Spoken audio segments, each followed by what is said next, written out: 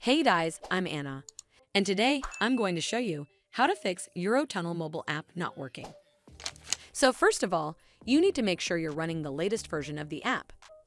Open up App Store on your device, and then tap on this search icon in the bottom right corner. Then search for the Eurotunnel app, and if you see this update button right next to the app name, simply tap on it to make sure you're running the latest version of the app. But if you still encounter this issue, then you need to clear App Cache.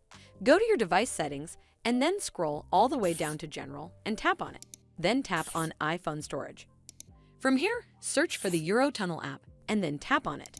Once you're on this screen, you need to tap on Offload App. Tap again to confirm. It'll take a bit for processing, and then a Reinstall button will show up. Simply tap on it to reinstall the app. This should fix the issue, but if it doesn't, then you need to completely reinstall the app. Follow the on-screen instructions to navigate all the way to the app page.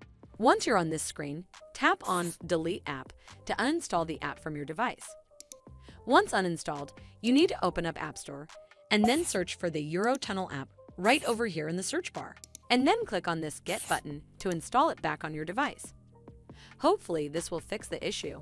And if it did, then make sure you give this video a super thanks by clicking on this heart icon to help support the channel, and don't forget to hit that subscribe button.